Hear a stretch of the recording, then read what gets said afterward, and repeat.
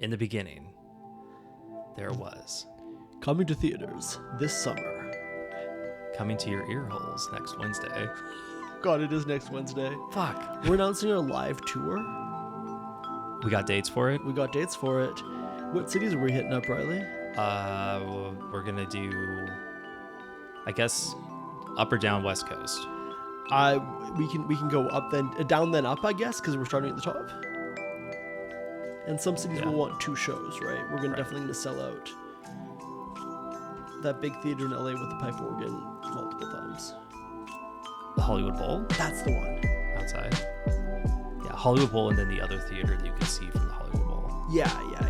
We'll do 2 simultaneous shows. I'll be interviewing one guest, you'll be interviewing another. Simulcast, yeah. Yeah. And the Jumbotron will be the other. Do we have a helicopter budget to fly between the venues? Strictly speaking, the line item right now is for a blimp. So we're gonna have to have a meeting with our shareholders and our board of directors about that. Okay. We'll table that for after this meeting. Let's do I'll some be there. recording. Let's roll initiative. All right. Hey there, Dragon Disciples. Welcome to our very first flashlight of Campaign Spotlight Season 2. That's not what I'm supposed to say. You can say it, that doesn't matter. This week we'll be exploring the very start of tabletop role-playing games. Let's roll initiative. So what we're trying to do this season is do an overview of Dungeons and Dragons, the history of Dungeons and Dragons. And, for better or for worse, this is the world's most popular tabletop role-playing game. And, in recording our first couple seasons, we've realized that a lot of the conversations are either outright about D&D campaigns, or it's comparing and contrasting with D&D, right? It's oh, this is an interesting system. Let's talk about it from the perspective of someone who's played a lot of Dungeons and Dragons. And so thinking about the history of Dungeons, explore some of the same themes as what we're going to be talking about with our guests this season. Right. So just a disclaimer, because I think a lot of the people listening to the show know a lot about the history of D&D. This is not a full exhaustive history. That would be way too much to cover in a single season. We could do a whole season just on maybe next year, on just all the lawsuits that happen where it's the makers of D&D suing someone or someone suing the makers of D&D. And also there have been a lot of podcasts and documentaries and reporting on the early history of D&D in particular. And sometimes it feels like hagiography, where it's oh, these sainted men who gave us Dungeons and Dragons. And we're not doing that. We're going to zoom in on just a few moments from history, and we're going to talk about those in particular. All right. Another disclaimer. I know precious little about the history of D&D. So, I am very curious to find out, and I have not listened to any of these historical podcasts going over D&D and getting into any of those details. So that's exciting for me, but I'm glad you're excited because we have a lot of history to cover. All right. In our very first episode, we're going to be talking about kind of pre-D&D, tabletop role-playing gaming before the beginning of D&D entirely. This is before, Greyhawk and Blackmoor and these original fantasy tabletop role-playing games. We'll be talking about the war game, Braunstein. From 1969. So our story begins with David Wesley. He's in his mid-20s at the time, and he was really into war games, right? And this is not there's no magic. There's no orcs, unfortunately. This is full-on just old school war games, right? And so he's really inspired by strategos from the 1880s, and that's inspired by these Prussian war games from the early 1800s called the Kriegspiel. You're talking about Stratego, the board game with the pieces? This is an unrelated thing that is older, and it is a military war game. Okay. Yeah. And with these games, you're really trying to seriously and literally simulate the decisions that you'd have to make as a battlefield commander. And everyone kind of communicates these orders in writing to a centralized umpire. Okay. And it's like, here's the way that my troops are going to charge, and the other side will say, here's how my troops are going to charge, and then the umpire resolves it in a way in accordance with the rules. And yeah, and so like it's all submitted in writing. The Empire kind of executes them all at once. It started when the creator, a guy named Reiswitz, got the sons of like Frederick Wilhelm III interested in this game. Like this is 200 or more years ago, and it's really, these are people who, they're born into nobility, they're going to be commanding armies, and this is a way for them to explore what it's like to command and like really try to simulate actual army commanding. Wow, because they're literally going to be doing that in their castles. What's On their horses, On I their guess. if you're the commander, right, in this era, you're not going to be on the battlefield. I don't know anything about military history. I think that's correct. Yeah. Yeah. I think you are directing things, and these decisions, like those troops are going to go in that way, or what you're doing, right. You're not fighting the rival king in single combat or anything like that. You're actually in like Game of Thrones. They have the board and they're literally pushing the little pieces around. There's always scenes like that. Okay. Yeah. I don't read books. I just watch television.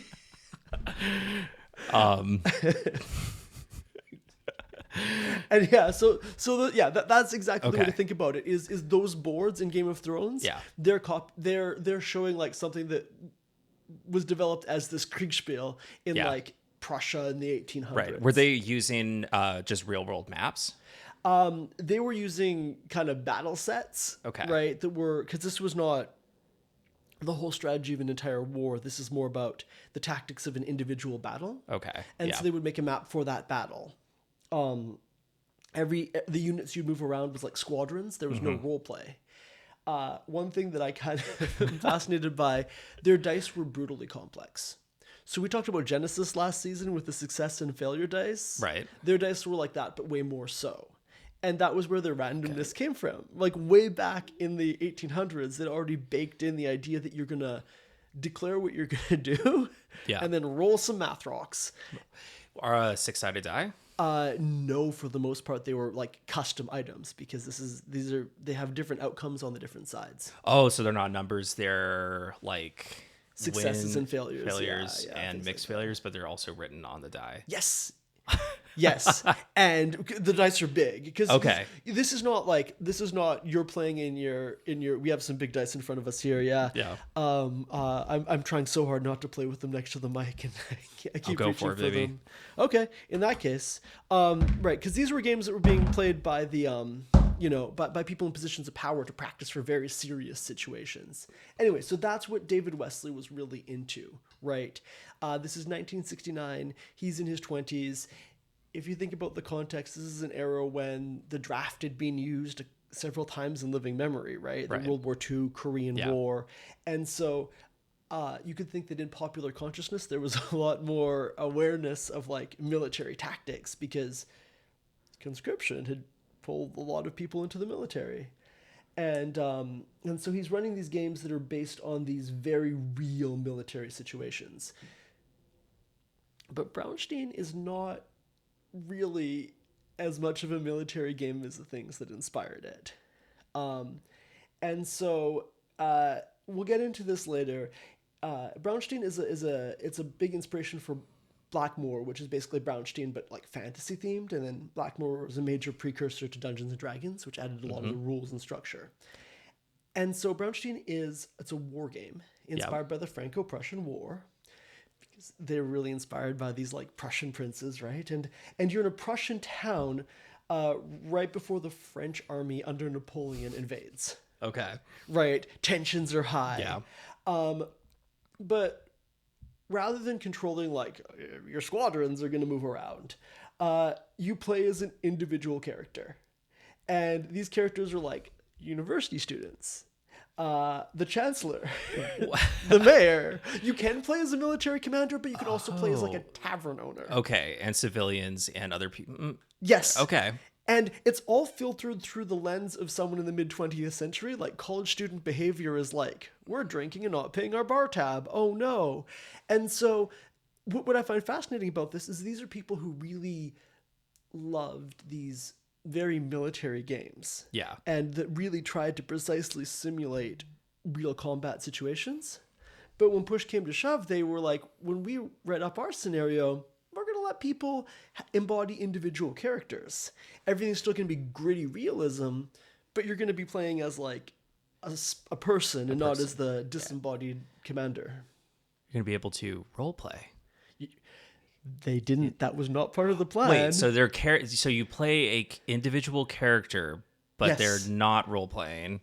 So and it's a war. It's a war game, or is it just your character in the backdrop? It's the backdrop is a Franco-Prussian war. Yes. Oh, okay. So the original vision was like everyone would just write, and we'll get into some specific characters later. All right. We're actually going to play a couple rounds if you're up for that. Ooh. Yeah. So you play as a specific character, and it was supposed to be like Strategos or one of these games where everyone writes down what they want to do, and then everyone coordinates with David Wesley, the umpire, and then each discrete turn that everyone's taking, they'd all happen at once. Right. It really followed like these Prussian war games where the two sides would come to the umpire, say, here's what our army's doing.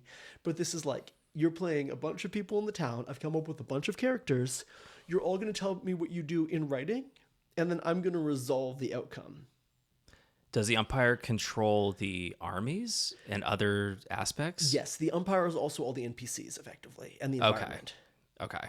So the umpire here is doing a lot more than a DM in a modern D&D game, because at no point until they've submitted their actions do the players know what everyone else is doing, right? You're just all writing things down with no interaction in real time between any of the players.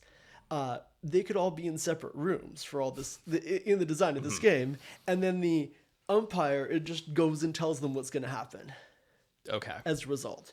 There's not in this original game a ton of rules and structure, because the games that inspired it are for controlling squadrons. And this is like, you're the chancellor of a university. So you're playing in a world, basically, and Yes. interacting. Is there a end goal? Yes, each character, and we'll get into some of these examples Okay. later, each character has their own goals and motivations. So in this game, and in the subsequent Braunstein games, the individual characters have like very specific missions. Like you're playing as a person at this point, which is a real departure from these previous games. Yeah. And so, anyway, it was 1969. It's Twin Cities, and something like 20 players show up. And this is way more than David Wesley expected, or than the organizers of this event had planned. And people started like kind of conspiring amongst themselves. Like things really broke down, because the rules of this game were supposed to be, you think as like, in this platonic ideal, here's what I will do. You confirm with the umpire that it's okay. You write it down and you give that written order to the umpire. When you have 20 people, I mean, I've run tables with 6 players, and it takes a while to run a round of combat in a modern streamlined system. In this world, 20 players all coming individually to the umpire, not very much is going to happen, right? And so people started conspiring amongst themselves and talking, and eventually 2 of them wanted to duel. The characters, they wanted Right. their characters to duel. And people Oh, were- no, they didn't want to actually yeah, do yeah. over. This is 1969. We weren't alive then, but there weren't. Yeah. I I know combat can take a while, right? And you get bored, but Yeah. And so why not? Why not? Why not? politely- Yeah. The swords. And so like the players at this point were fully just like interacting with each other and role playing as their characters effectively. Maybe not saying the dialogue, but being like, well, here's what my guy would do, right? And when the 2 of them went for a duel, David Wesley said, and this is probably a reasonable approach from someone who's, doesn't have a big rule set to fall back on, said, okay, well, one of you is more experienced than the other. The experienced one, roll 3d6. The less experienced one of you, roll 2d6. And the 3d6 roller rolled more than the 2d6 roller. And David Wesley said, cool, you kill him. That's the end of that character's story. you can go home now. Exactly. Well, I mean, but it's a duel, right? Right. To the death. Yeah. we're not doing round by round of combat. That's not Yeah. part of how this game works. There aren't really strict rules on how this game works at all. And so that's it. That's the ruling, right? And it's much more, now I think we expect this idea that there's like a rule book to fall back on with a lot of different conditions in it. We're actually going to talk to a guest later this season about this idea of old school revival and going back to the idea of rulings rather than rules. Yeah. And the idea that like the GM can use kind of common sense and come up with solutions. This is even more in that direction, where there's not really anything, and the umpire just says, let's roll some number of dice, and I'll just narrate what happens. Anyway, at the time, like, this was not what David Wesley had wanted, right? He had wanted that kind of coordinating things to all execute at the same time, all this chaos to kind of happen in this incipient battlefield, and but everyone's playing individual characters that are not military themed, so maybe it's not surprising that it went like that. Yeah, I've got a question for you. Yeah. Did he give everybody character sheets or motivation, or did they come with their own? He wrote them. He wrote them, and we'll actually go through a couple of those in a bit, because I think they're very fun. I think they have a lot of historical realism. They're quite thoughtful, but they do encourage individual role playing. They encourage you to play as a character, right, and not as a like kind of disembodied ideal of a military unit. Yeah. And anyway, he was not thrilled with this outcome, where it was quite chaotic. People were interacting amongst each other. The umpire was not aware of all the situations, which in this kind of game is catastrophic, right? The umpire has to resolve everything, be all the NPCs and be the environment. And there's no clear mechanism for all the players to communicate with each other. So he didn't consider this to be a success, but the participants really did. And he ran a few more in settings that started to kind of diverge even further from this platonic ideal of a war game. The fourth one was themed as after like a Cold War era American fantasy of like the Banana Republic, not the store, but like the kind of state that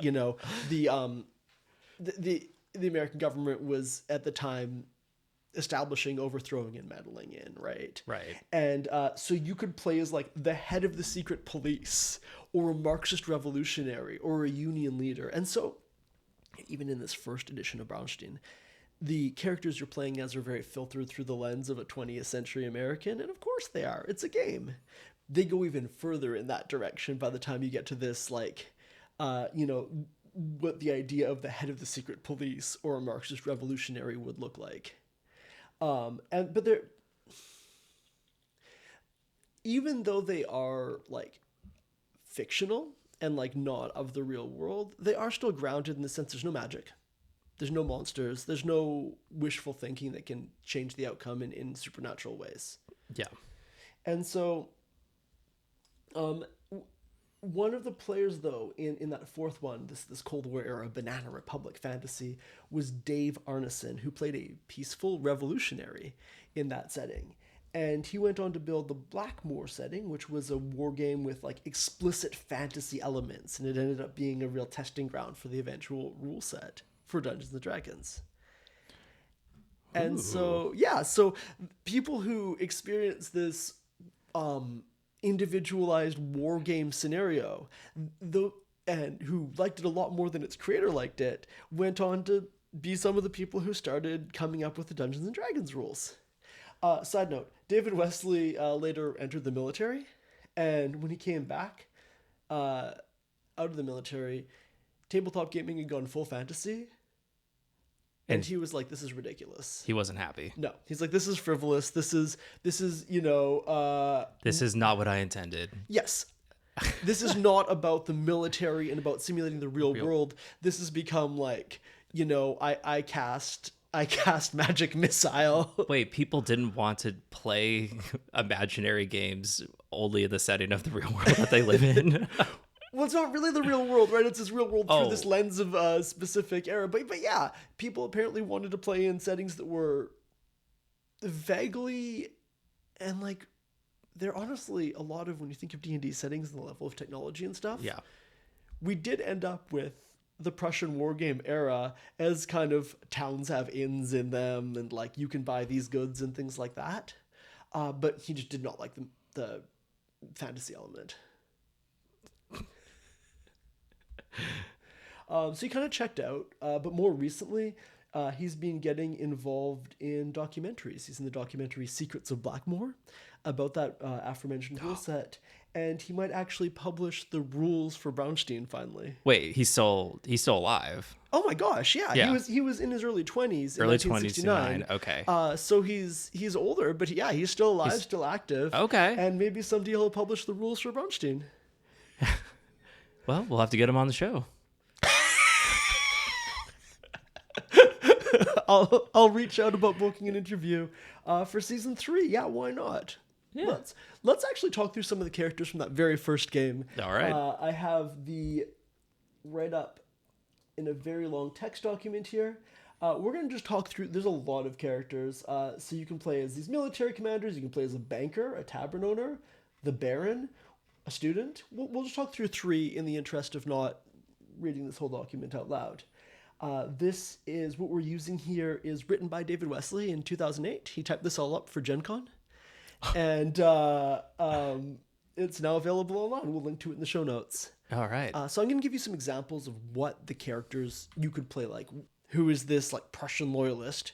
Student C, who is the undercover spy with the distinctive mustache that is French, who somehow blended in with the other students in the jail. And the owner of the tavern who wants to go file a complaint with the mayor. Which character would you like to just talk through a couple rounds as? That's a hard one because I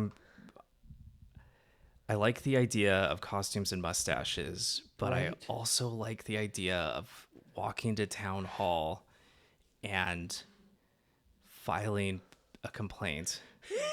Can I pitch you on something? Yeah. There's no description of the tavern owner's appearance. The tavern owner can also have a great mustache and a great costume. All right, I'm sold. Awesome. Before we get started, I'd like you to describe your facial hair and costume as you get into character as this tavern owner. Okay, I have a handlebar. Was it like?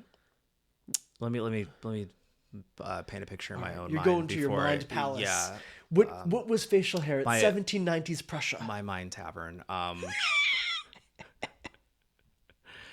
Okay, I'm gonna have like my facial hair will start thin around under my nose and fan out Okay.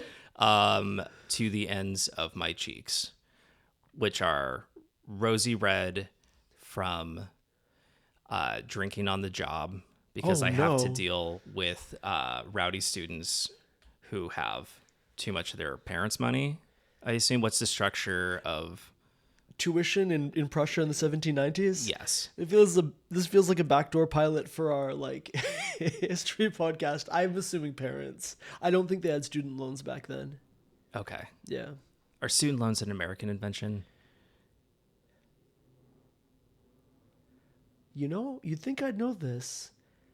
I don't know the origin of student loans. Well, let's put a pin in that.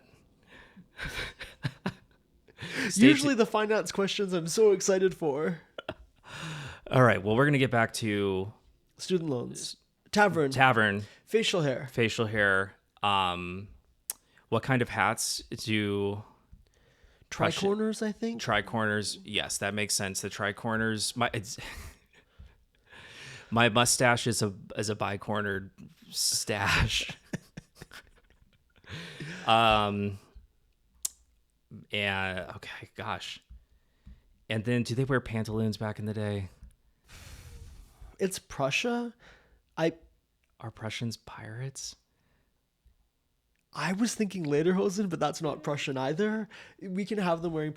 This tavern owner can be eccentric, right? This is an era of like counterculture. So Okay, I'm kind of bumbly, angry, drunk. This is a hell of a character. Yeah. Oh gosh. What's my name? It's something German. Hans Tavernstein. Hans Tavernstein is heading to the mayor's office. Tri-cornered hat. Pirate boots, I'm assuming. Yeah. Pirate boots. Do you have a little animal, like a parrot or something of that nature? I'm gonna have a rat. Your tavern has like a blessed rat that Yeah. keepeth away the plague or something of that nature. To keep away the plague? It's 1790s. They didn't know how medicine worked. This is like Okay, a yeah. blessed rat, so it keeps Okay, away the yeah. plague. And you are heading to the mayor's office. I'm going to be the umpire. You're Okay. going to tell me what you were doing on your first turn. And then I'll tell you what these armies and these students and everyone else did while you did that. Okay. I'm gonna walk up the steps of the mayor's like building. City Hall? City Hall. City Hall. Kick open those doors Oh, yeah. and yell, "To whom it may concern, I have a complaint to file." Okay. I'll say that's your first turn. While you're doing that, something's happening with all these students in the prison you don't know. And I'm going to say the French invading army is coming closer to town. Okay. So that's what happened during your turn. As you come into the mayor's office, I'm going to say the mayor's receptionist looks up interestedly, kind of hand on the pommel of her sword. And beyond that is the mayor's office where the mayor is doing mayorly activities. Yeah. That's your first turn. I've got my hand on my quill. On your quill. Yeah. Go on. Ready to sign my name to a strongly worded letter. Oh, incredible. Yeah. And what are you doing? Second turn. Let's go. I approach the secretary. Yes. Demand to do I deliver mail to how does the bureaucratic process work in Prussia? You nail it to the door? I think that's Oh, yeah. Yeah. I'm like, you know what? I'm approaching her and walking right by her desk, and I'm taking my quill and writing my name and slamming the note on the door with the end of my sharpened quill. with the end of your sharpened quill, you're just nailing it in like Yeah, that. yeah. Cool.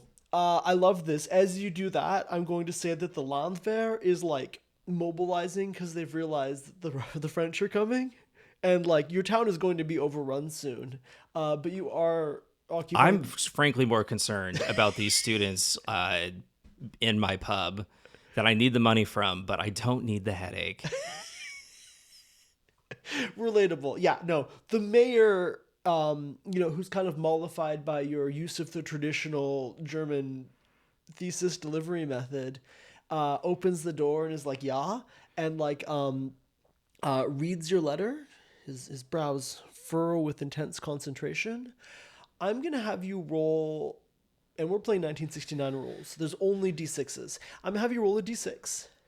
The higher the number, the more reasonable the mayor will be. The lower the number, the more the mayor will be preoccupied with the whole, oh no, the French are invading situation. Okay, so I'm rolling for his reaction. Yes. All right. Well, you're rolling for how persuasive your letter was. Okay. Right? Really persuasive letter, the mayor will ignore the incipient invasion to deal with your restitution. Low number, the mayor will be like, hey, the town is under attack. We don't have time for you right now. All right, I got a 4. You got a 4. That is a pretty middling roll.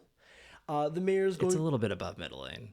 And you know what? My establishment is a little bit above average. I'd like to think myself, at least. From the way you've carried... I mean, it clearly is, because the students and the faculty all drink there, as do you, all the time. Yeah, I'm going to say on a 4. Okay, sure. The mayor is going to say, I read your complaint. And to me, this seems extremely reasonable. I propose that when the Landwehr is done with the huge invading army across the river, that we just ban all the students and faculty from ever coming to these towny pubs anymore. And that will presumably solve your problem, right? It doesn't it doesn't solve my problem of paying my bills. I do need patrons. Okay, but these patrons cause you a lot of trouble. I want you to fix their behavior for me. And how, I'm going to say on a 4, he's going to pursue this very reasonable request. How do you propose I do that? Do I get to roll a success or failure? You're going to describe what you're going to do. Okay. I'm the umpire, so I'm just going to make this up as we go. It's up to me. Dang, I want mechanics to rely on. It's really hard, right? Well, this is just role playing. This is just role playing at this point. We're not doing anything military. I think maybe he's going to suggest let's go talk to the students and hear their side of the story. Okay.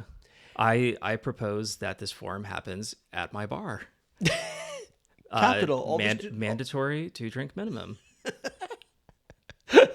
Yeah, this funny business from them or you, sir.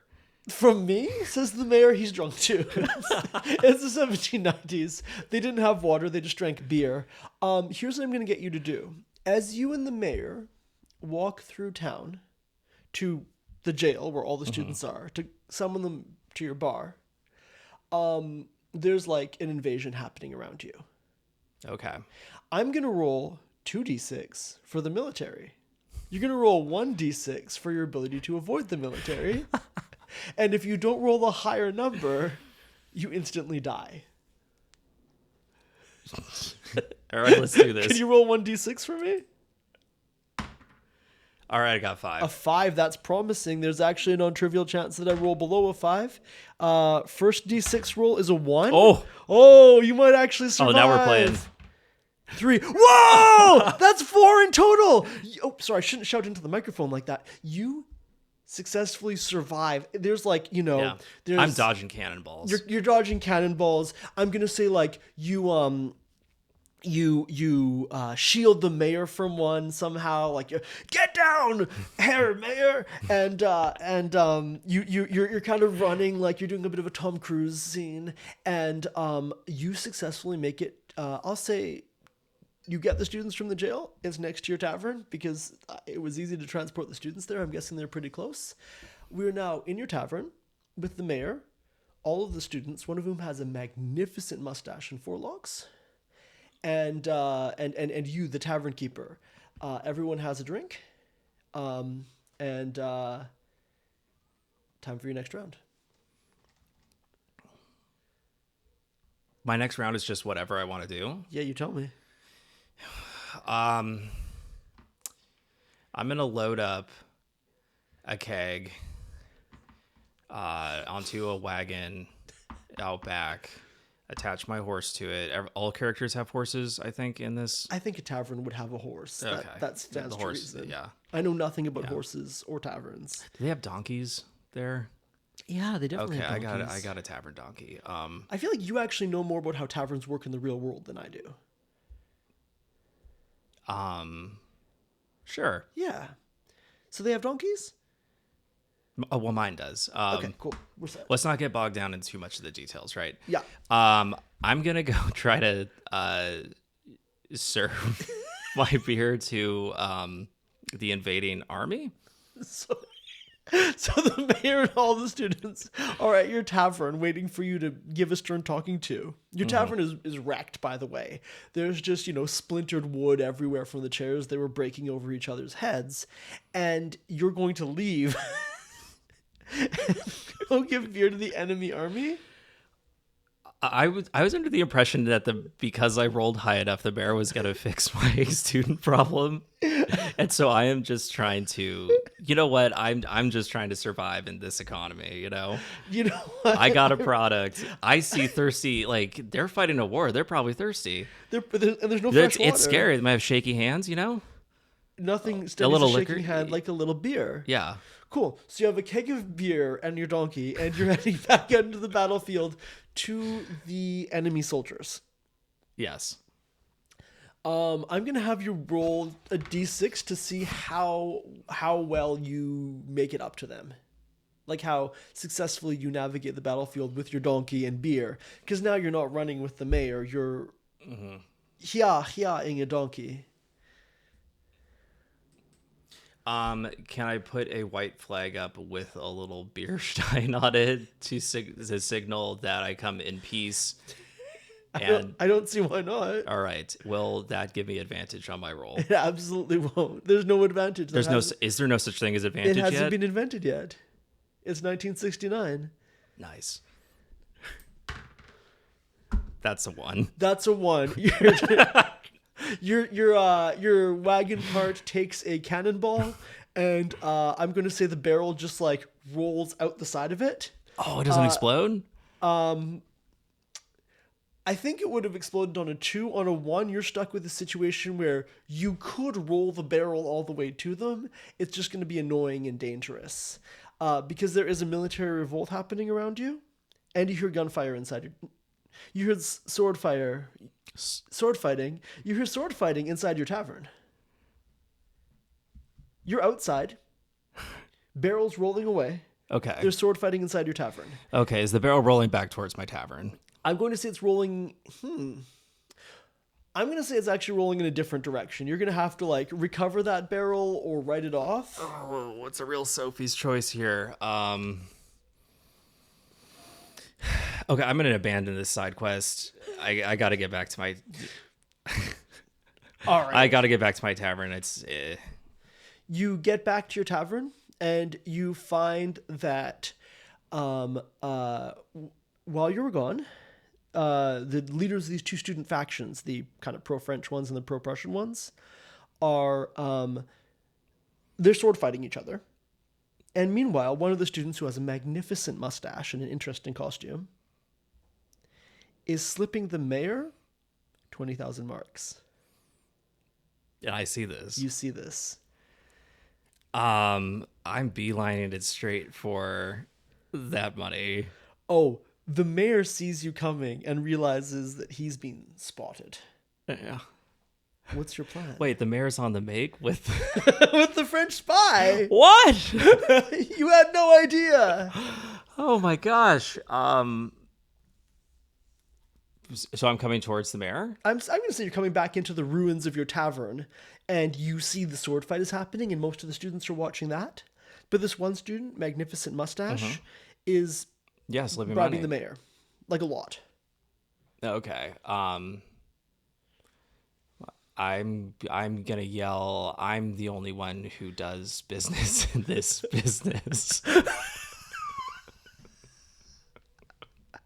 I'm going to have you roll me, you know what, roll 2d6. And the mayor's going to roll 1d6 because he feels like he's at a disadvantage. And whoever gets the higher is going to win this little social encounter. Home ground advantage. There we go. 5. Oh, it's going to be hard for the mayor to beat. Oh, 6. 11? That's an 11 Okay, right well, there. I don't know why the mayor's even rolling. He's going to get a 2. The mayor knows that he has been caught. And he's going to say to you, you said 1,000 marks for the damages, right? And starts counting 1,000 marks out of those coins. What do you do? The student, who is like 45 years old, to be clear, this is like teen movies in the 90s where the extras are all like visibly middle-aged. Yeah. This is that kind of student. He's looking on in interest at you and the mayor. And the mayor says 1,000 marks, right? We'll look at him. 2,000 marks.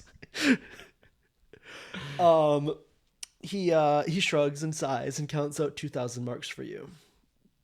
And the suspiciously middle-aged student with the magnificent mustache says, I like the cut of your jib, kid. I think that we could maybe go into business together. What say you we talk after this whole invasion situation ends? I twirl my mustache and say, yes, let's. All right. And so in the course of this war game, you have done no war. You have abandoned a donkey in a battlefield. Oh no, my donkey!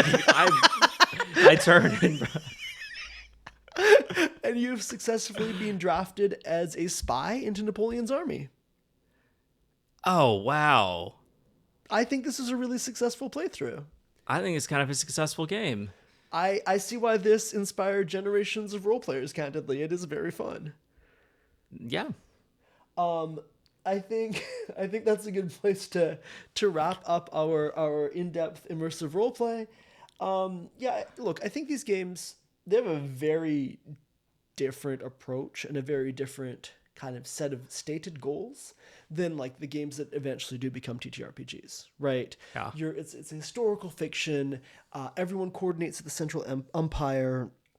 A lot of rulings and a lot of reliance on that umpire's savvy and knowledge of the world. But they do have some elements that do actually look really familiar from modern D&D. There's dice rolls. There's a DM. And there's gameplay that immediately goes off the rails when your players don't do what you expect them to. I don't know. I think it's fascinating to see like these clear antecedents to things like Dungeons and Dragons and modern role-playing games already had that element of chaos, which is really fun. And later this season, we're actually going to be talking with someone who does live action roleplay, which is another descendant from these war games that resolves conflicts in a very different way. And you know, I'm excited to talk through in our next flashlight the dawn of D&D. Wow. And that's all for this week. I'm Dungeon Inspector Jake. And I'm Production Master Riley. If you're enjoying the show, subscribe and leave a review. It helps other people find the show. And also grants your players the ability to distinguish Baldur's Gate rules from D&D rules. For more on the show, including links to all our social media, visit folderfrequencies.com/campaign spotlight.